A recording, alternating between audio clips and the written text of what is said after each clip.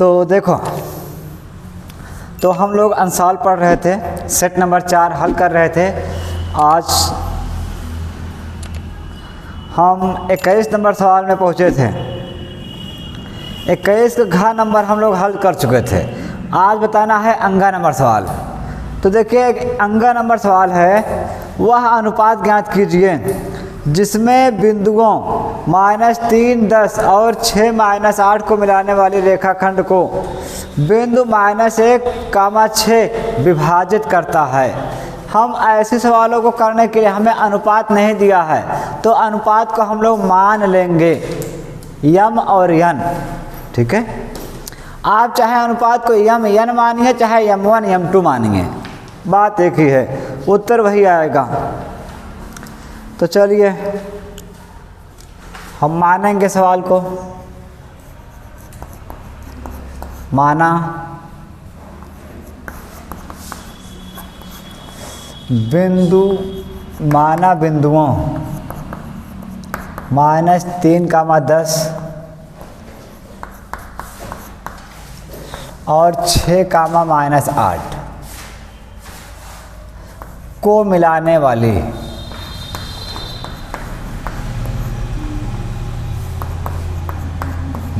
वाले रेखाखंड को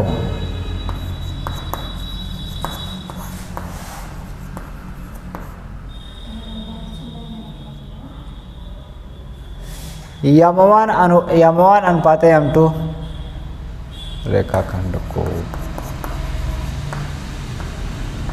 यम1 यम2 अनुपात में विभाजित करने वाला बिंदु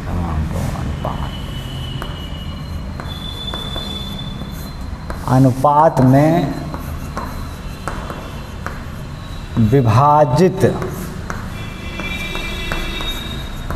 करने वाला बिंदु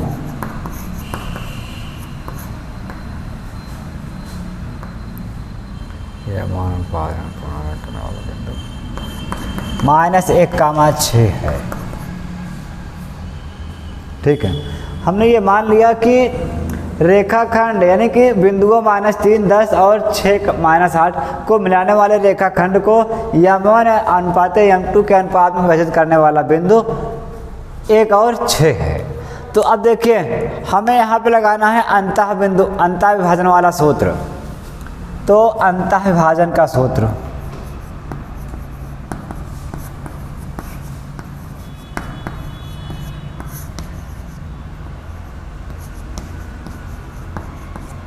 अब सूत्र आपको याद होगा, नहीं याद है तो हम लिख दे रहे हैं। देखिए, आपको क्या फोन आया, क्या मैसेज होगा? ठीक है, सूत्र कैसे याद करना है, यहाँ लिखना है यम(x), फिर लिखना है यम(x) बटे यम(m). सूत्र लिखने का आसान तरीका हम बता रहे हैं आपको। और यहाँ पे लिखना है यम(y) और फिर लिखना है प्लस यम(y) और बटे यम(m). ये देखिए, अब हमने इसको याद कर लिया। अब आपको क्या करना है, गिनती इसमें लगाना है 1, 2 और 2, 1। ये 12, 21 यानी यहाँ लगाना है 1, 2 और यहाँ पे 2, 1, 1, 2। ये देखिए, अब इसी में ऐसे सेट कर देना है 1, 2, 2, 1, 1, 2। अब देखो, पहले विभाजित करने वाला बिंदु हमारा ये है, लेकिन हमें यहाँ पे उत्तर पहले दिया गया है। हमारा बिंदु कितना है, -1, 6, यानी कि ये उत्तर इसके बराबर है। तो चलो हम मान ज्ञात करते हैं। देखो, x1 x2 का मान हम बता दें, हमारे पास शुरू में 2 कोष्ठक दिए गए हैं। तो जो पहला कोष्ठक है ये हमारा x1 है और ये y1 है, और दूसरा कोष्ठक है ये x2 है, ये y2 है, और यम1 यम2 का मान यही रखना है। तो रखते हैं।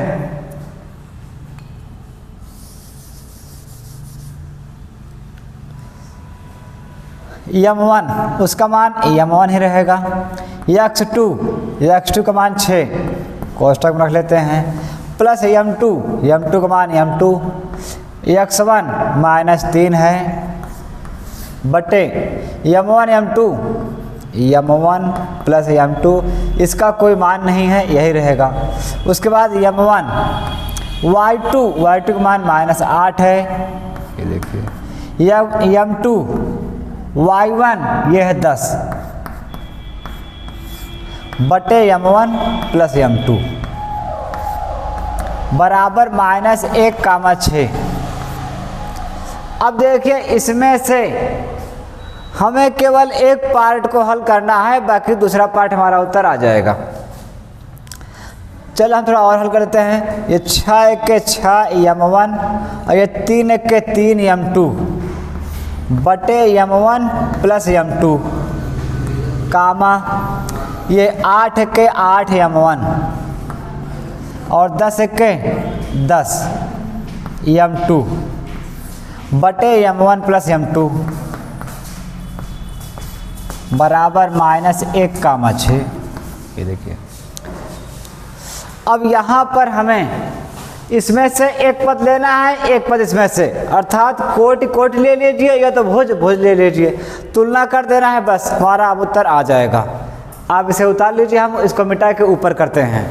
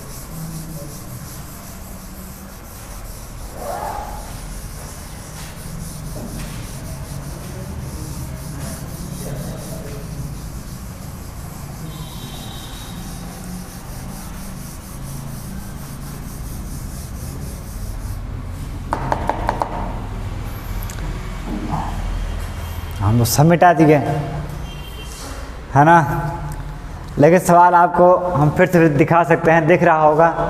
तो देखिए हम अब आगे क्या करते हैं।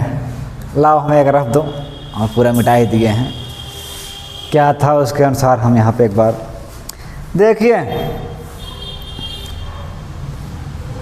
हम जो हमने मिटा दिया उसको हम थोड़ा सा एक बार उतार लेते हैं। 6m1 3m2 m1 plus m2 फिर कामा है -8m1 10m2 बटे m1 प्लस m2 बराबर -1, 6।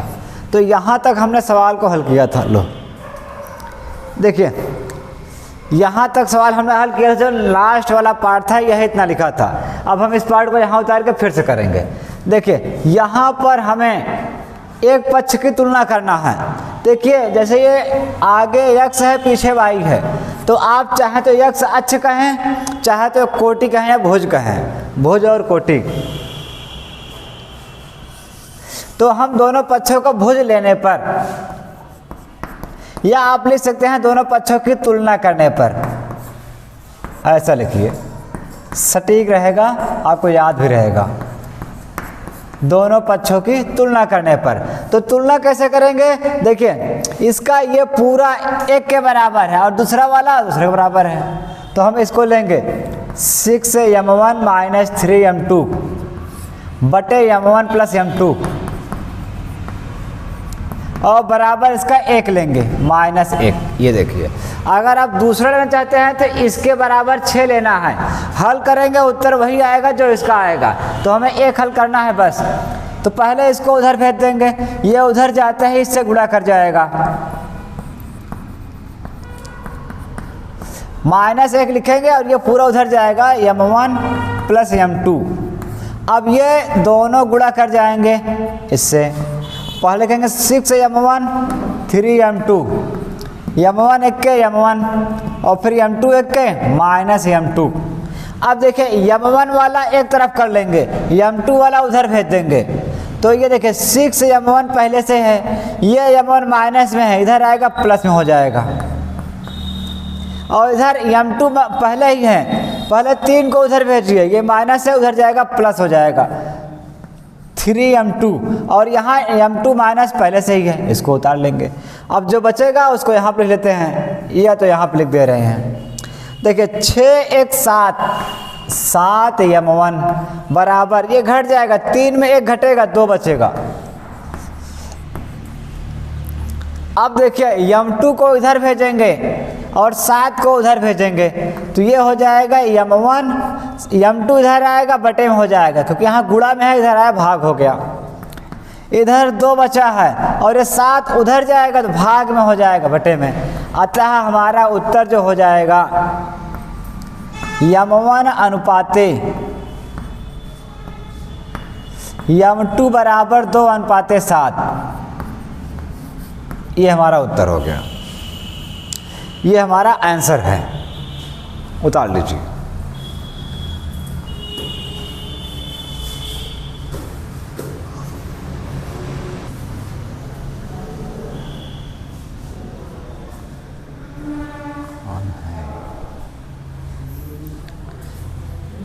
चलिए देखिए, यहाँ पर हमने केवल एक पार्ट को अकेले लिया है, इसको 1 के बराबर करके हल कर दिया।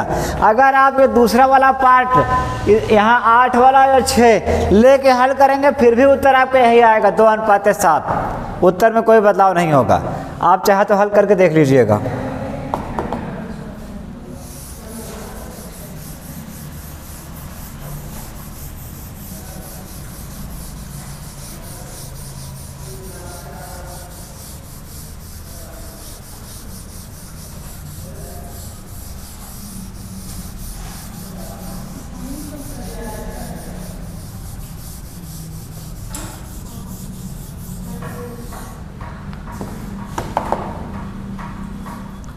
देखिए अगला सवाल लिखा है, यदि बिंदु x y बिंदुओं 3,6 और -3,4 से समदूरस्थ हों तो x y में संबंध ज्ञात कीजिए।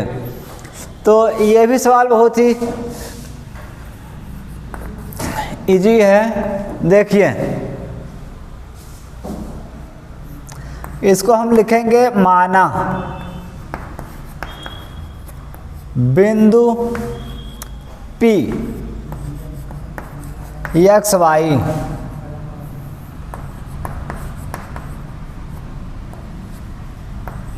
बिंदुओं A 3,6 और -3,4 से समदूरस्थ है।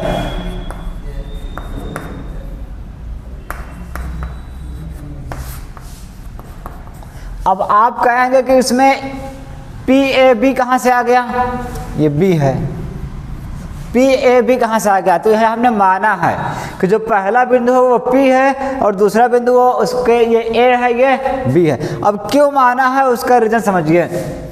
मान लीजिए ये एक रेखा है, ठीक है, तो मानेंगे हम ये वाला बिंदु A है और ये वाला बिंदु B है और इनके मध्य में कोई बिंदु P है, ये रहा। अब देखो अगर आप यहाँ पे देखेंगे तो जो P वाला व्यक्ति है ये वाला A से समान दूरी पर है और B से भी समान दूरी पे है, अर्थात समदूरस्थ है। A और B से क्या है, समान दूरी पे खड़ा हुआ है। तो अब हम A बिंदु उसको माने हैं 3,6, P बिंदु x y है और B ये रहा -3,4। तो अब हम यहाँ पे देखते हैं कि ये दोनों क्या है, समदूरस्थ हैं, अर्थात देखिए AP और BP समदूरस्थ हैं, अर्थात हम कह सकते हैं, या आप ऐसा किए PA और PB समदूरस्थ हैं, PA PB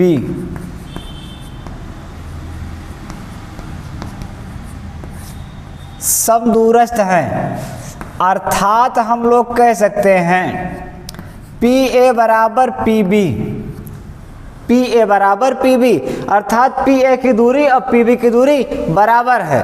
तो हम थोड़ा यहाँ पे लिखेंगे, तो यहाँ से लिखते हैं बिंदु P x, y तथा A 3, 6 की दूरी के बीच की दूरी,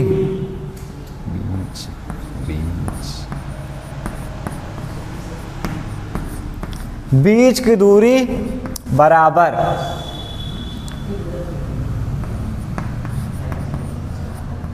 बिंदु P, देखो P भी है ना, तो P x y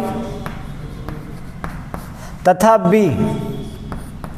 -3, 4 के बीच की दूरी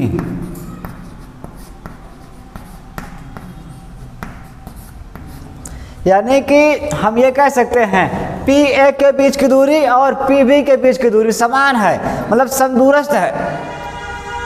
तो दूरी वाला सूत्र आपको याद होगा, कोष्ठक के अंदर होता है तो हमने दोनों तरफ रूट लगा दिया है, रूट के अंदर होता है। कैसे होता है आप समझिए, हम इसके लिए आपको शॉर्टकट बताएंगे। थोड़ा रुक जाओ,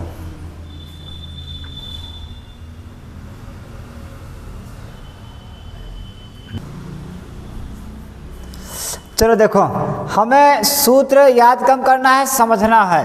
आप समझ के करेंगे तो सूत्र आपको याद करने की जरूरत नहीं है। देखिए समझ के आपको कैसे करना है, हम लोग समझेंगे इसका पहला यानी इस कोष्ठक का पहला अंक पहला वाला x - 3 का होल स्क्वायर और प्लस y - 6 यानी दूसरा वाला दूसरे के साथ y - 6 का होल स्क्वायर, रूट लगा देना है। ऐसे ही यहाँ पर भी x माइनस ये जो आगे है x - 3 कोष्ठक में रख लीजिए और इसको रखिए थोड़ा बड़े कोष्ठक में, होल स्क्वायर प्लस ये y - 4 होल स्क्वायर, इसको भी लगा दीजिए रूट में। अब देखिए दोनों तरफ रूट है, अगर दोनों तरफ रूट है तो रूट आप काट सकते हैं। ये देखिए हमने रूट काट दिया। अब उसके बाद यहाँ a - b का होल स्क्वायर ओपन हो जाएगा, तो थोड़ा इसको हम उतार लेते हैं फिर, क्योंकि यहाँ पर भी ये प्लस होने वाला है। उसके बाद हम शॉर्टकट करते हैं विस्तार से खूब बढ़िया से।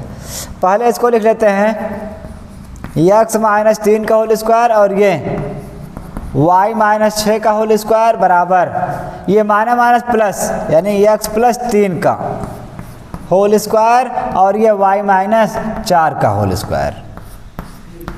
देखिए यहाँ पर हम इस माइनस प्लस करने के लिए हमने पूरे सवाल को एक बार फिर से उतार लिया और रूट को हटा दिया है बस। अब आप लोगों ने पढ़ा है, यहाँ पर a - b का होल स्क्वायर ओपन हो जाएगा।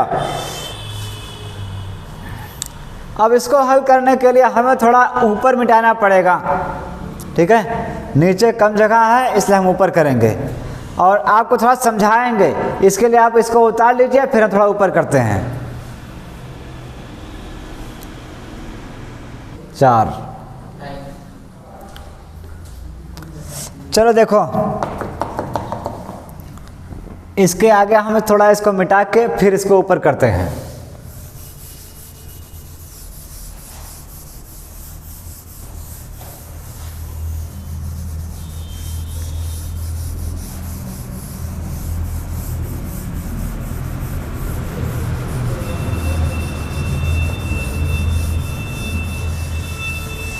देखिए हम आपको यहाँ पर पूरा फुल विस्तार बता रहे हैं, अगर इसमें से काफ़ी चीज़ें आपको आती हैं बहुत अच्छी बात है, लेकिन अब यहाँ पर आप एक काम कीजिए कि अगर ये आपको लगता है कि हाँ बहुत ही बेसिक से बताया जा रहा है, ये सबको समझ में आ जाएगा, तो आप उनके पास भी शेयर कीजिए जो आपके दोस्त हैं जिनको कम समझ में आता है। जो लोग मैथ में थोड़ा कमज़ोर हैं उनके पास ये वीडियो भेज दीजिए ताकि वो लोग भी देख के समझ सकें। तो देखिए हम इसको पहले सूत्र लिख दें। देखिए पहले हम आपको एग्जाम्पल बता दें, a - b का होल स्क्वायर, इसका होता है A square B square minus 2ab। अगर यहाँ माइनस है तो ये रहेगा माइनस, अगर यहाँ प्लस हो तो रहता है पूरा प्लस। इसी के आधार पर ये हल होगा, ठीक है। जैसे अगर इसको हल किया जाए x माइनस 3 का होल स्क्वायर, तो ये हो जाएगा x स्क्वायर प्लस 3 का स्क्वायर माइनस 3, मतलब ये उल्टा हमने कर दिया, माइनस 2a और b। ये देखिए अब x का स्क्वायर, x रहेगा 3 त्रिका 9 और ये 3 दूना 6x। तो ये ऐसे हल किया जाता है, आप लोगों ने पढ़ा होगा। ऐसे ही हमारे पास 4 सवाल हल होगा, ये और ये। तो चारों सवाल सूत्र के आधार पे हल होगा, तो हम लोग डायरेक्ट हल करेंगे। हमने सूत्र लिख के आपको बता दिया कि a माइनस बी का होल स्क्वायर ये होता है, अगर a प्लस बी का होल स्क्वायर देखा जाए उसका ये होता है a square B square plus 2ab। ये तो सूत्र आपको हमेशा याद होना चाहिए ताकि आप सवाल स्पीड से कर सकें। चलिए तो पहले इसका हम वर्क करेंगे, ए स्क्वायर, फिर देखो एक्स स्क्वायर माइनस प्लस 3 का स्क्वायर, फिर माइनस 3 प्लस 2 लिखना है, प्लस 2 इंटू एक्स इंटू 3। ये देखिए ये किसका, इसका हल हो गया। तो इसको हम एक बड़े कोष्ठक में चाहे तो कर दे रहे हैं, इसका हल केवल ये है। अब इसका हल ये देखिए a minus B whole square Y square plus 6 का स्क्वायर माइनस 2y इंटू 6। ये देखिए बराबर a minus B whole square a square plus b square plus 2x into 3। ये देखिए चाहे तो आप इसे बड़ा कोष्ठक ना देके छोटा कोष्ठक भी दे सकते हैं। ये देखिए अब ये वाला y माइनस 4 का square Y square 4 square minus 2 into Y into 4। ये देखिए तो ये चारों स्टेप को हमने हल कर दिया सूत्र के अनुसार। अब इसको हम मिटा देते हैं, अब इसकी हमें आवश्यकता नहीं है। चलिए अब देखिए सवाल हल कैसे होगा। तो ये x का स्क्वायर x स्क्वायर रहेगा, 3 का स्क्वायर आपको पता होगा कि 3 का स्क्वायर क्या होता है। 3 को हम 2 बार लिखेंगे, स्क्वायर का मतलब 2 बार लिखना, 3 त्रिका 9। तो यहाँ हो जाएगा 3 का स्क्वायर 3 त्रिका 9, 3 दूना 6x।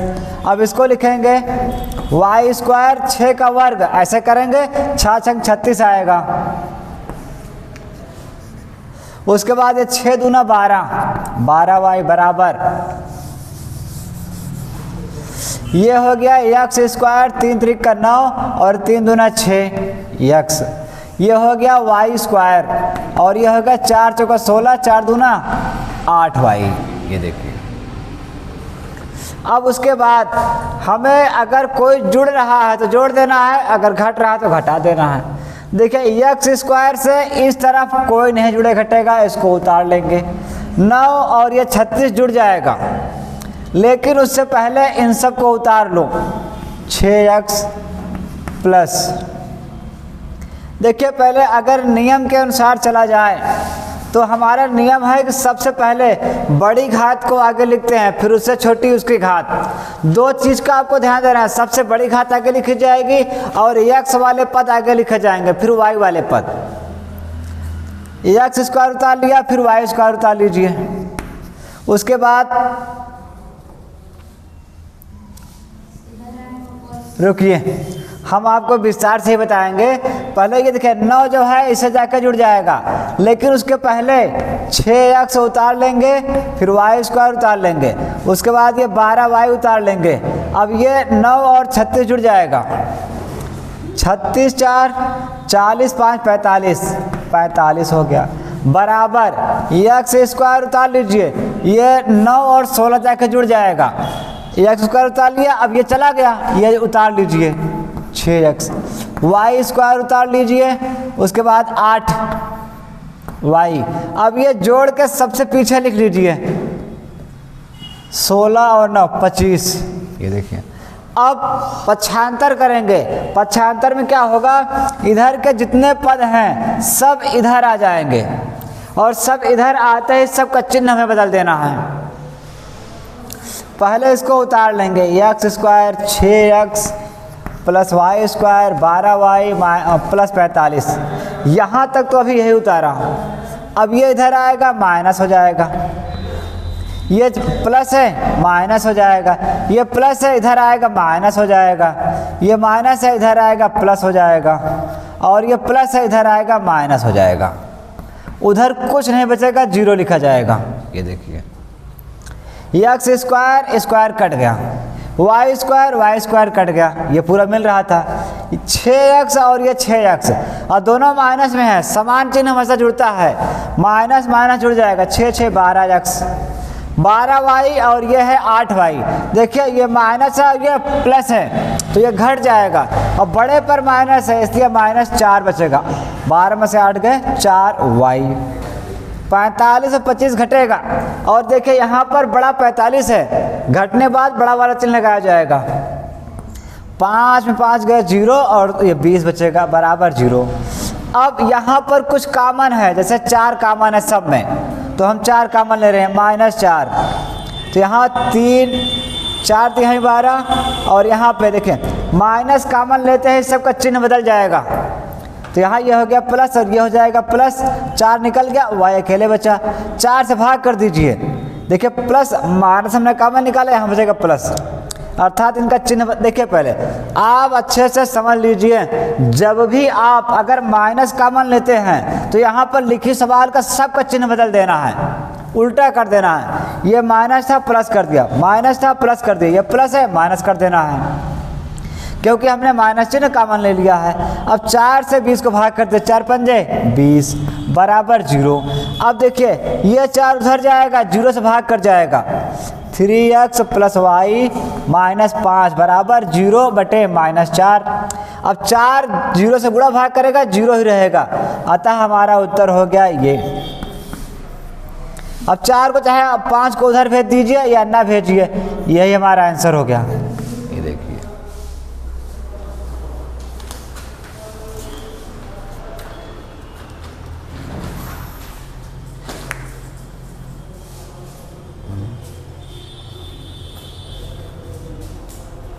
ठीक है, बस ये हमारा उत्तर हो गया। ये जो सबसे आखिर में लिखा है यही हमारा उत्तर है, यही एक्स वाई में संबंध है। तो सवाल को हमने विस्तार से बताया है, आप भी देखिए और अपने दोस्तों के पास भी शेयर कीजिए, और लाइक शेयर और क्या सब्सक्राइब कमेंट भी करिए।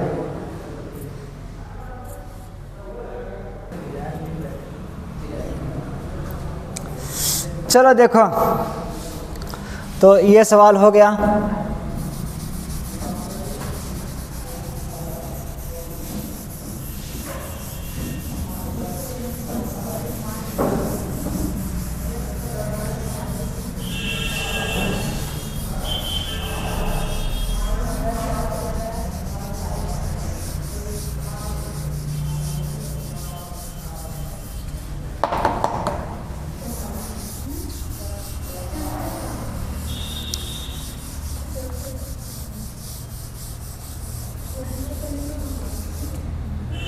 चलिए अगला प्रश्न देखते हैं। अगला प्रश्न है ये 22 नंबर का। इसमें लिखा है किन्हीं 5 भागों को हल कीजिए, लेकिन यहाँ पर तो हम लोग सब हल करेंगे क्योंकि हम लोग यहाँ पे आपको बताने आए हैं। तो पहला सवाल लिखा है द्विघात समीकरण 2x² - 4x + 3 बराबर 0 का विभक्तिकर ज्ञात कीजिए और मूलों की प्रकृति ज्ञात कीजिए। चलो देखो, तो हम सबसे पहले सवाल को नोट कर लेते हैं। 22 नंबर का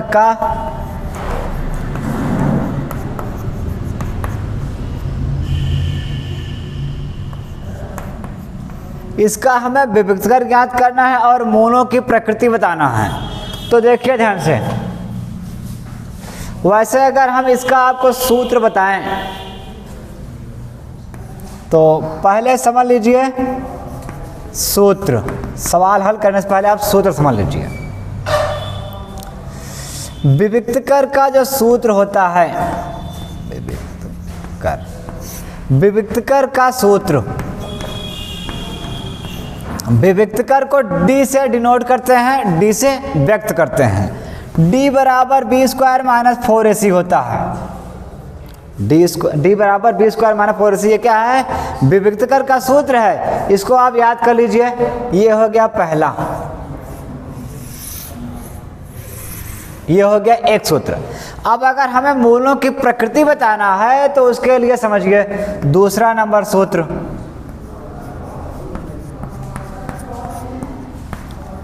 मूलों की प्रकृति के लिए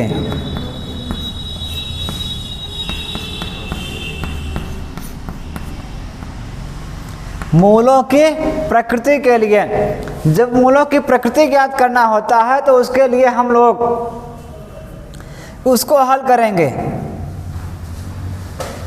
पहला नंबर हम पूरा एकदम विस्तार से लिखेंगे आपके लिए ताकि आप अच्छे से इसको समझ लीजिए। यदि बी स्क्वायर माइनस 4ac का मान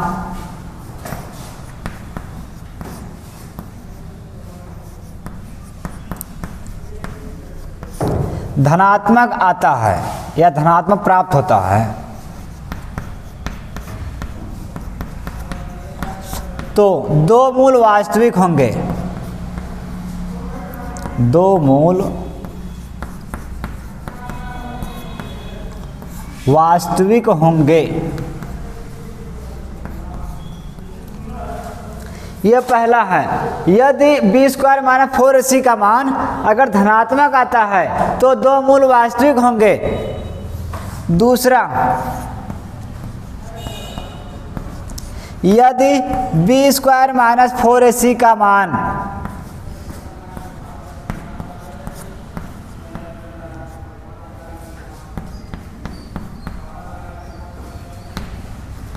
ऋणात्मक आता है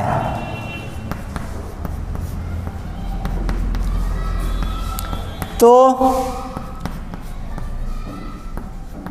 दो मूल काल्पनिक होंगे।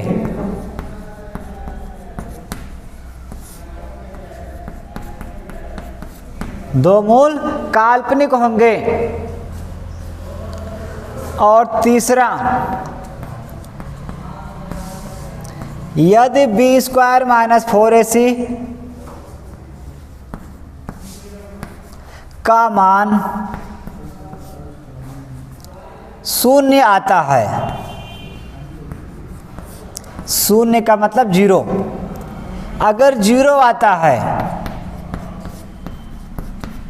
तो दो मूल वास्तविक या बराबर होंगे। तो दो मूल समान या बराबर होंगे, ऐसा लिखेंगे हम लोग, समान या बराबर होंगे। ये देखिए,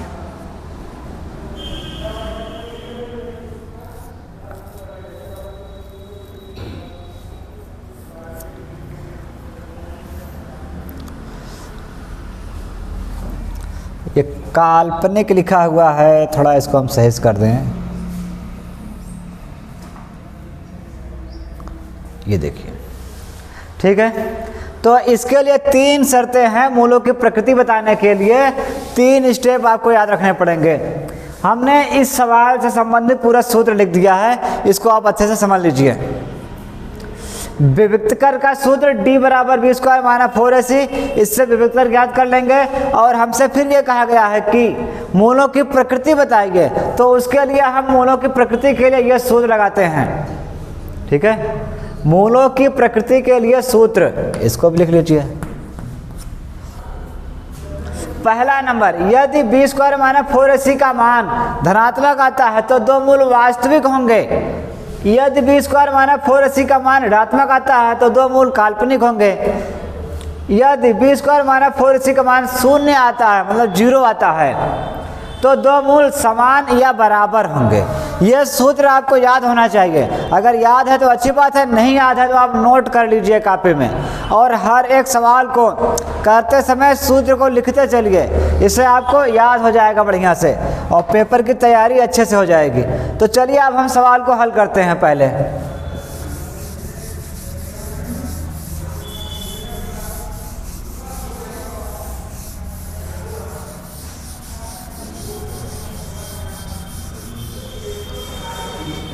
तो इसको भी मिटा दे रहे हैं, या तो इसको हम हल कर दे रहे हैं। यहाँ से देख लीजिए, पहले ये देखिए, जो सबसे आगे है वो a का मान है, फिर b का मान है, फिर c का मान है। तो a का मान 2 है, b का मान -4 है, c का मान 3 है। तो अब यहाँ लिखेंगे विविक्त कर।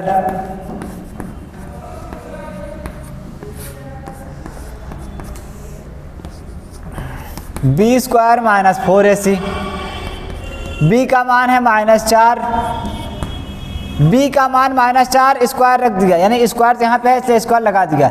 4 उतारेंगे, a का मान 2 है, c का मान 3 है, कोष्टक में रखेंगे। 4 का वर्ग कीजिए, 4 चौका 16, इसको हटा दे रहे हैं। चलिए अब उत्तर आएगा तो उसी के अनुसार बता देंगे हम लोग।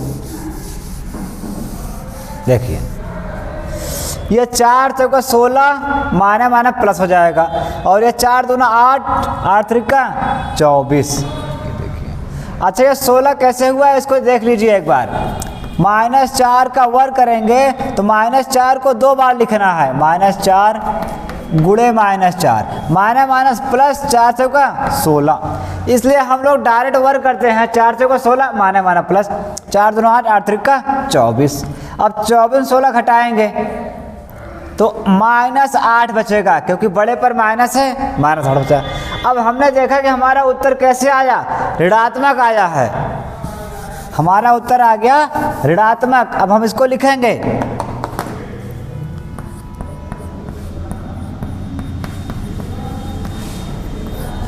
ऋणात्मक है। अभी अभी हमने लिखा था, दूसरा नंबर आपने पढ़ा हो, यदि बी स्क्वायर माइनस 4ac का मान ऋणात्मक है तो दो मूल काल्पनिक होंगे। तो हम लिखेंगे अतः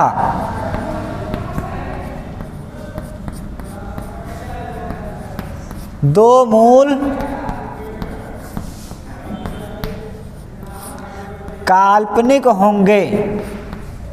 ये हमारा आंसर है। ये देखिए, इसमें 2 उत्तर हैं। पहला उत्तर ये देखिए, विविक्त कर का मान कितना आया है -8, और दूसरा उत्तर मूलों की प्रकृति पूछा है, तो 2 मूल काल्पनिक होंगे, ये मूलों की प्रकृति है। तो पहला आंसर ये है, दूसरा आंसर ये है। हो गया।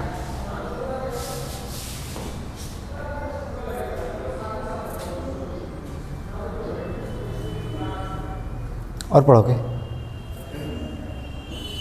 ठीक है, वीडियो रिकॉर्डिंग चालू हो चुकी है। तुम लोग ध्यान देना कि कोई भी अक्षर हम ऐसा लिखें जो कट जाए उसको बता देना, चाहे इधर साइड, उधर साइड या नीचे साइड। वैसे हम पूरी कोशिश करेंगे कि कटे ना, सब इसी के अंदर ही लिखा जाए, ठीक है। लेकिन अगर कट जाएगा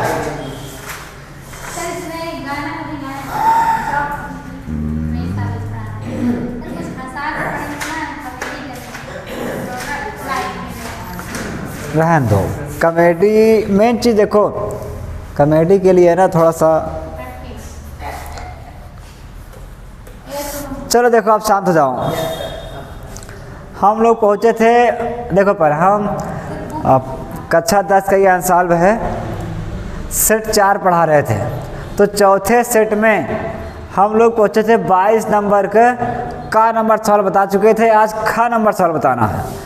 तो प्रश्न हम बता दें क्या है, 2 क्रमागत धन पूर्णांक सम संख्याओं के वर्गों का योग 340 है, संख्याएं ज्ञात कीजिए। तो सवाल बहुत इजी है, थोड़ा समझ लो।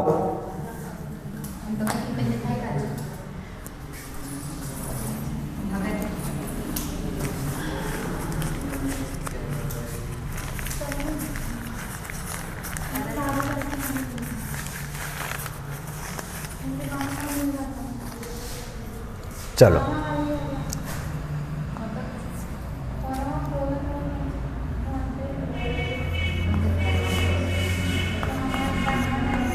बाईस नंबर का ख नंबर सवाल है ये।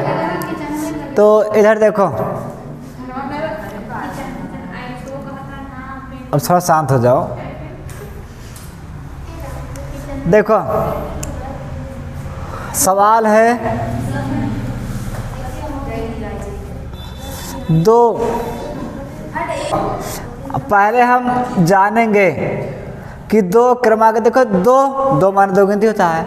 क्रमागत का मतलब क्रम से चलने वाली, और धन पूर्णांक मतलब सभी संख्या धनात्मक होनी चाहिए, कोई भी उत्तर ऋणात्मक नहीं होना चाहिए। और सम संख्याओं, सम तो आप जानते ही हैं, सम संख्याओं के वर्गों का योग 340 है। तो संख्याएं ज्ञात कीजिए। वैसे हम बता दें,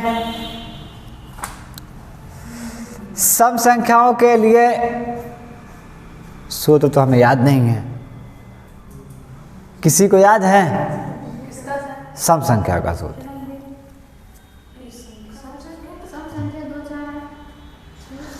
जो सवाल में माना जाता है वो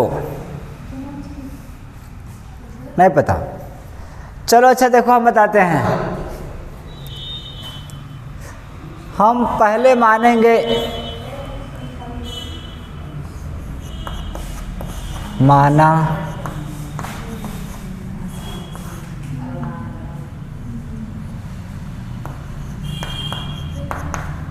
पहली क्रमागत संख्या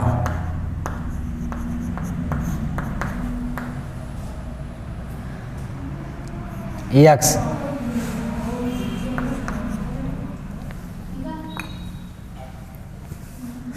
पहली सम क्रमागत संख्या, ऐसा लिखना है। माना सम दूसरी सम क्रमागत संख्या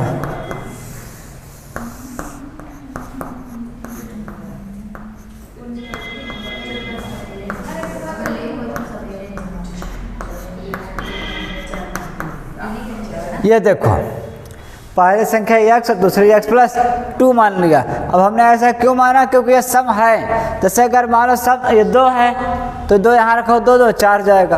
अगर ये 4 है, 4 2 6, इन सम ही प्राप्त होगा। अब प्रश्नानुसार देखिए,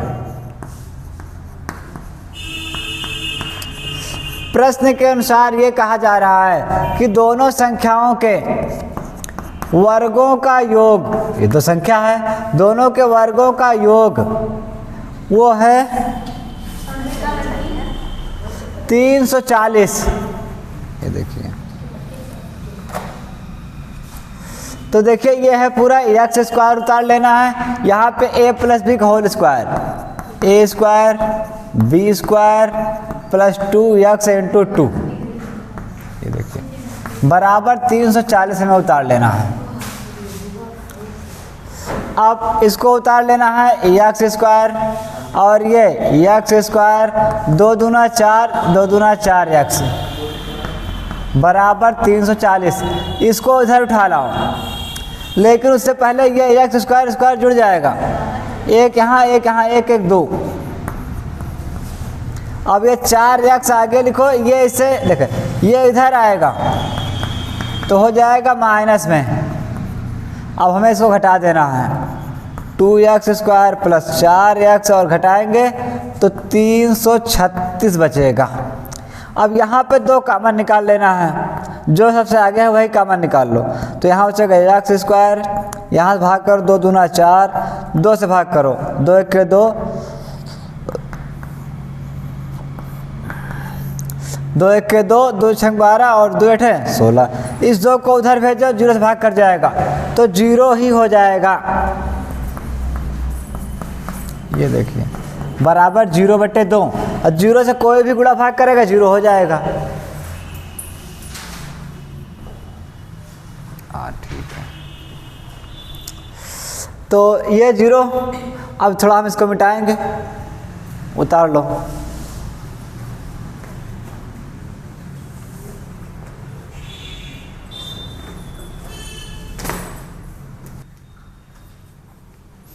सवाल आपको दिख रहा होगा साफ साफ कि यहाँ पे हमने 2 कॉमन लिया है, इसमें से 2 हम कॉमन निकालेंगे तो यहाँ बचेगा एक्स स्क्वायर और यहाँ 2 से भाग करेंगे 2 दूना 4, 2 से इसको भाग करेंगे इतना बचेगा। तो अब इस 2 को उधर भेज देंगे, 0 बटे हो जाएगा, 0 भी ख़त्म। अब इसको ऊपर हल करेंगे।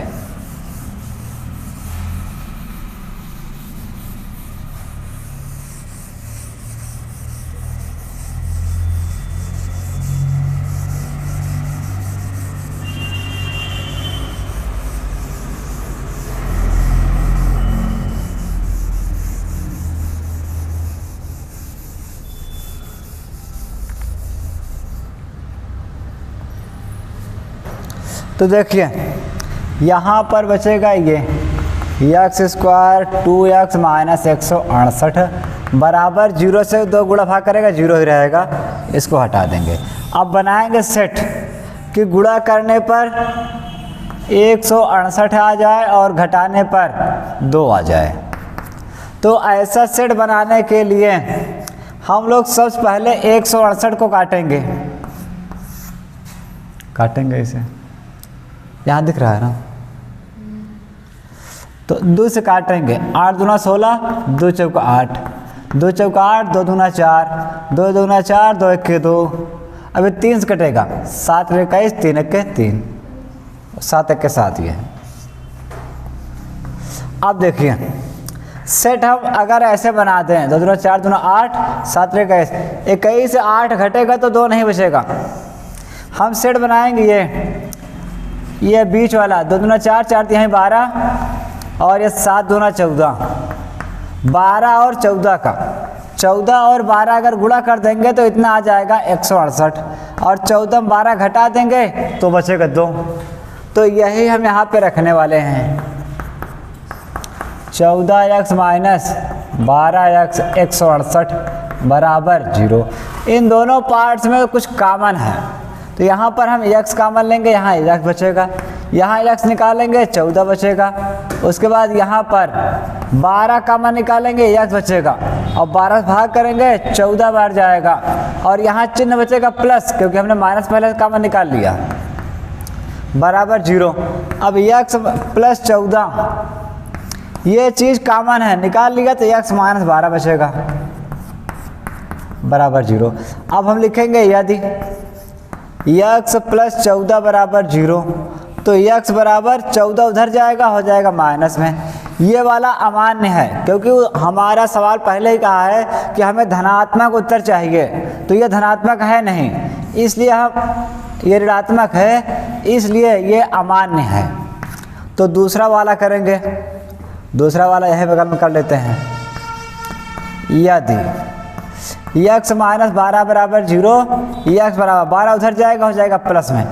ये वाला उत्तर हमारा मान्य है। अब हम इसको यहाँ पे लिखेंगे, अतः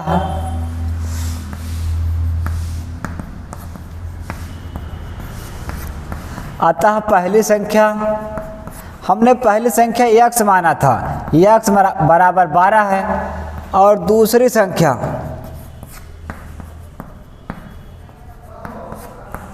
x प्लस 2 माना था, x मान 12 रखो प्लस 2, 12 2 14, यानी कि यही हमारा उत्तर हो गया 12 और 14, ये हमारा उत्तर।